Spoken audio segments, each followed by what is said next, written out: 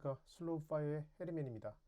1월 4주차 신규 상장 ETF 4종 출시돼서 같이 공유 드리도록 하겠습니다. 이번에 출시된 그 ETF들은 총 다 주식형 ETF인데 각 자산운용사 하나씩 나왔습니다. 그래서 라이즈, 코덱스, 에이스, 원 이렇게 해서 4개 그 ETF가 나왔고요. 그 중에 오늘 자세히 설명드릴 건 있다가 에이스 리츠 부동산 인프라 액티브 요거에 대해서는 조금 더 나중에 뒷장에서 자세히 설명드리도록 하겠습니다. 일단 첫 번째 라이즈 코리아 전략 산업 액티브 요거는 이번에 KB 자산운용에서 출시됐고요. 정부 정책 수혜주입니다. 이번에 정부 정책 중에 6대 핵심 사업을 발표했죠. 그게 일명 ABCDEF 정책이라는 건데 AI, 바이오, 컨텐츠, 그다음에 디펜스, 방위산업, 그다음에 에너지, 팩토리, 이건 제조업 이렇게 해서 6가지 사업에 대해서 정책으로 밀어주겠다 뭐 그런 뜻이라서 여기에 전략적으로 투자하겠다. 그래서 내용들을 보시면 뭐 삼성전자, SK하이닉스, SPG, 코리아 서키트 뭐 이런 회사들이 들어가 있고요. 이번 주 화요일 날 1월 20일 날 출시를 했습니다. 특별한 내용은 없습니다. 뭐 순자산 214억의 액티브 형태라는 거 그 정도만 특이한 사항이고 특별히 뭐 이번에 정부 정책에 따라 수혜를 받게 되는 주식들에 대해서 투자하는 상품이라고 보시면 될 것 같습니다. 그 다음에 두 번째가 코덱스 주주 환원 고배당주입니다. 원래 코덱스에서 코덱스 고배당주가 있었는데 요번 거는 이것도 정부 배당 관련된 정책에 따라 그곳에 집중 투자하는 ETF라고 보시면 될 것 같습니다. 운용사는 코덱스니까 삼성자산운용이고요. 그 다음에 정부의 주주 환원 정책의 일종인 배당 성향 40% 또는 배당 성향 25%와 배당 성장률 10% 하면 분리과세되는 정책이 있습니다. 그래서 여기에 집중 투자를 하는데 보시면 주주 환원 수익률 상위 30개, 그 다음에 자사주 매입하는 회사, 기업, 그 다음에 감액 배당을 하는 기업 이런 쪽에 중점적으로 투자를 한다. 그렇게 보시면 될 것 같습니다. 요거는 이 ETF 자체가 분리과세는 되는 건 아니고 이런 주식에 이제 일반 주식에 많이 투자를 할 테니까 그러면 이거의 주가도 그만큼 상승하지 않을까 이렇게 예상되는 거고요. 회사들은 보시면 뭐 기아나 셀트리온, 삼성생명, 미스터홀딩스, 우리금융지주, 삼성화재 이런 회사들이 들어가 있고 이건 월배당 주식입니다. 그리고 수수료도 0.33% 정도로 그렇게 높지는 않습니다. 이건 요번에 이런 ETF들이 지난주에도 하나가 출시됐고요. 또 이번 주에도 또 이렇게 하나가 출시가 됐네요. 그 다음에 세 번째는 에이스에서 나온 리츠 부동산 인프라 액티브입니다. 리츠 부동산 인프라 액티브 ETF는 작년 말에 타이거에서 이거 유사한 ETF들을 출시를 했고요. 또 에이스에서는 국내 리츠 ETF는 없어도 해외 쪽에 ETF를 출시했었고 요번에 국내 ETF를 출시하는 거라고 보시면 될 것 같습니다. 에이스니까 한국투자신탁운용이고요. 요거의 특징은 인프라 펀드 비중을 45% 가져갑니다. 그래서 인프라 펀드라고 하면 우리나라에 두 개가 있죠. 맥커리 인프라 펀드와 KB 바레 인프라 펀드 있는데 그 두 군데 45%를 집중 투자하는 겁니다. 지금 아직 개정은 안 됐지만 거의 국회 본회의만 남겨 있는데 민투법이 개정이 됩니다. 그래서 차입 한도를 기존의 30%에서 100%로 확대한다. 이게 어떤 거와 관련이 있냐면 인프라 펀드들도 투자를 하려고 그러다가 보면 유상증자를 하거나 차입을 해야 되는데 유상증자하면 또 주가가 희석되는 이슈가 있어서 계속 여러 가지 얘기가 많이 나오죠. 그래서 사실 맥쿼리도 작년 재작년 계속해서 유상증자를 해갖고 이것 때문에 이슈가 많이 있었습니다. 그래서 차입 한도를 눌러주면 특별히 유상증자를 하지도 않고 투자를 할 수 있는 그런 기회가 생길 수 있기 때문에 요거에 대해 인프라 펀드 비중을 좀 많이 높였다 이렇게 보시면 될 것 같습니다. 그리고 리츠 부동산 인프라 액티브죠. 그래서 액티브 ETF가 되는 건 하는 이유는 리츠 유상증자를 대비하는 겁니다. 그래서 리츠에 대해서도 이것도 마찬가지입니다. 리츠에 대해서 투자를 하려고 그러면 리츠 회사들이 투자를 하려고 그러면 유상증자를 하다 보니까 그걸로 주가가 희석된 경우들이 많이 있었습니다. 그래서 유상증자를 대비하려고 하면 액티브로 운영을 해야 되는 게 맞다. 패시브로 하면 그냥 기계적으로 하다 보니까 유상증자가 미리 일어날 거에 대해서 대비를 할 수가 없지 않습니까? 그래서 액티브 ETF로 한다. 이렇게 보시면 될 것 같습니다. 그리고 이거는 리츠 분리과세가 가능하고요. 그 다음에 특징 중에 하나가 여기 이 한국투신에서 얘기한 건 실제 받은 배당금으로만 분배하겠다. 그 기존에 또 작년에 어떤 일이 있었냐면 코덱스에서 나오는 삼성자산운용에서 운영하는 리츠에서 그 분배금이 모자르니까 일부 주식을 리츠 주식을 매매하면서 그 매매 차익과 같이 그 분배를 해갖고 그게 조금 그 언론에 나왔던 게 있습니다. 그래서 그런 일이 없도록 실제 받은 배당금 내에서만 분배하겠다. 이런 얘기입니다. 이런 게 특징이고 나머지는 특이한 사항 없습니다. 액티브고 월배당이고요. 수수료가 0.06%면 낮은 편에 속하죠.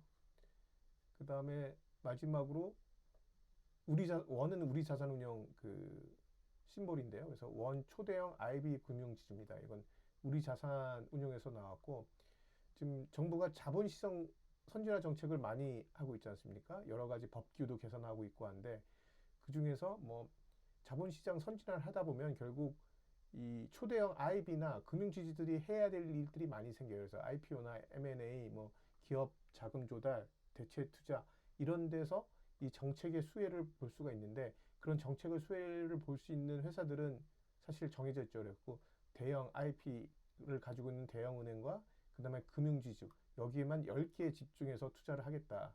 이런 것으로 나와 있고요. 10개 종목에 동일 비중으로 투자를 하겠다고 합니다. 요건 그래서 미래에셋, 키움증권, 하나, NH투자증권 뭐 이런 회사들을 동일 비중으로 10개 정도 투자를 한다는 얘기고요.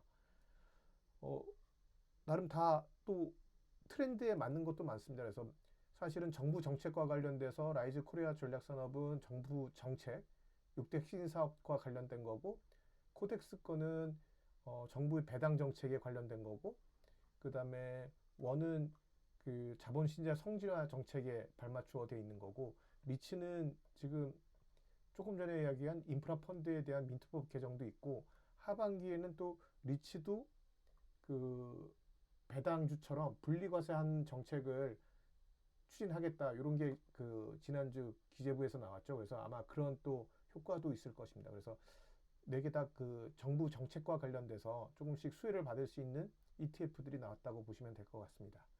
그러면 이 중에서 에이스 리츠 부동산 인프라 액티브에 대해서 조금 자세히 설명드리도록 하겠습니다.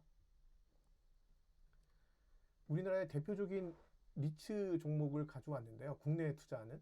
그래서 국내에 투자하는 게 전통의 강자죠. 타이거 리츠 부동산 인프라가 있고요. 그 다음에 코덱스 한국 부동산 리츠 인프라가 있고 작년 하반기에 나온 타이거 리츠 부동산 인프라 탑10 액티브 그 다음에 요번에 나온 에이스 리츠 부동산 인프라 액티브 이렇게 4가지 종목이 대표적인 리츠 국내에 투자하는 ETF인데요. 요 앞에 2개는 패시브입니다. 그리고 2개 뒤에는 액티브입니다. 그리고 나온 시점이 이건 24년도까지 나왔고 이게 최근에 나온 것들은 둘 다 액티브입니다.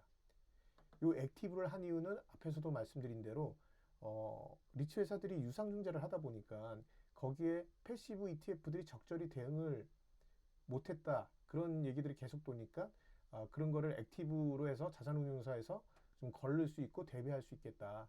그래서 이 액티브 ETF들이 요즘 많이 나오는 추세입니다. 출시를 보시면 타이거는 오래됐죠. 19년도에 출시를 했고 그래서 자산도 가장 큽니다. 1조 1천억 원 정도 되고요. 그 다음이 코덱스가 24년도에 출시했고 한 5,800억 정도. 그 다음에 타이거는 25년 7월 한 6개월 정도 됐죠. 근데 6개월 내에 한 1,000억 정도 모았습니다. 꽤 많이 모았네요. 그 다음에 에이스 리츠 부동산 인프라 액티브는 요번에 출시했고요. 자산은 81억 원이고요. 구성 종목을 보시면 조금 비슷하면서도 다릅니다. 그런데 제일 공통적인 건 가장 비중을 많이 가지고 있는 게 다 똑같습니다. 맥쿼리 인프라, 맥쿼리 인프라, 맥쿼리 인프라, 맥쿼리 인프라. 그래서 맥쿼리 인프라 비중을 가장 높게 가져가고 있고요. 그 다음에 특이점이 인프라가 두 개라고 했지 않습니까? 근데 인프라 펀드 하나가 더 있습니다. 그런데 그것도 다 상위 4개 안에는 다 포함이 되어 있어요. 그래서 KB 바레 인프라 여기 들어있고, 그래서 요 두 개 인프라 합이 25%고요. 그 다음에 코덱스 한국부동산 리츠 인프라는 맥쿼리 인프라 23%, 그 다음에 KB 바레 인프라 10%에서 한 33% 정도 갖고 있고요. 다만 타이거 리츠 부동산 인프라 탑10 액티브만 인프라 펀드를 하나만 가지고 있습니다. 이게 조금 다른 점이죠. 특징이 그 KB 바레 인프라는 아예 비중을 편입을 안 시켰습니다. 그래서 요거 하나만 갖고 있는 거. 그 다음에 에이스 리츠 부동산 인프라 액티브는 아예 두 개의 비중을 가장 높게, 인프라 비중을 가장 높게 가지고 갑니다. 그래서 이게 약 한 45%, 4개 중에 가장 높게 비중을 많이 설정했고, 맥쿼리 인프라 비중도 가장 높습니다. 그래서 한 45% 이상을 그 인프라에 가져간 특징이 있습니다. 그래서 특징들이 약간씩 다르다, 그렇게 보시면 될 것 같습니다. 배당률을 보시면 연 배당률로 봤을 때 타이거 리츠 부동산이 8%, 그 다음에 코덱스 한국 부동산 리츠가 8%, 그 다음에 타이거 리츠 부동산 2%, 탑10 액티브가 6%, 그 다음에 에이스도 한 6% 정도 예상이 됩니다. 근데 보시면 패시브 ETF들은 8%를 초과하는 배당률을 보이고 있고, 그 다음에 액티브 성격들은 다 6% 정도를 예상을 하고 있습니다. 이게 아무래도 그 유상증자나 여러 가지를 대비하다 보니까 배당률을 조금 낮게 가져가는 게 있는 것 같습니다. 그리고 에이스에서 아까 말씀드린 대로 배당금 내에서만 분배를 한다, 이런 전략을 가지고 갖고 있는 것도 아마 비슷한 것 같습니다. 배당률 말고 수익률도 괜찮았습니다. 작년 1년 그 수익률 리츠를 보면 ETF 가치 상승만 21%, 코덱스도 한 18% 정도 했고요. 6개월 정도로 봤을 때 타이거 리츠 부동산이 한 11%, 코덱스가 8.9%, 그 다음에 타이거 리츠 부동산 인프라도 딱 한 6개월 정도 됐는데 한 8% 정도 나옵니다. 그리고 1개월 내로 봤으면 한 3%, 2.6%. 근데 전반적으로 타이거 리츠 부동산 인프라가 조금 수익률이 다 높죠.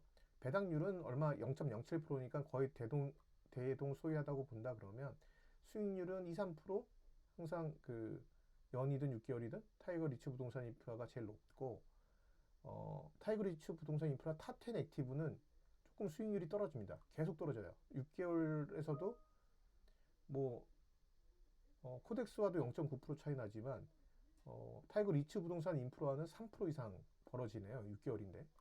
그 다음에 1개월 수익률도 또 떨어집니다. 그래서 수익률 자체는 타이거 리츠 부동산 인프라나 코덱스 한국 부동산 리츠 인프라가 조금 더 나은 경향이 있습니다. 배당률도 높고요.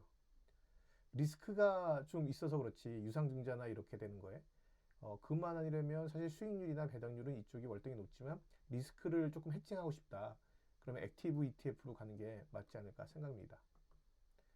밑에서 그런 액티브와 그다음에 패시브 요거 관련된 거 얘기가 됐고요. 그 다음에 리츠 분리과세가 또 중요하지 않습니까? 리츠 분리과세가 되면 9.9% 분리과세가 되죠. 15.4%가 아닌 9.9%만 되고 5천만 원 이내 한도에서 투자할 수 있는데, 이 세 종목이 리츠 분리과세 계좌에서 투자를 할 수 있습니다.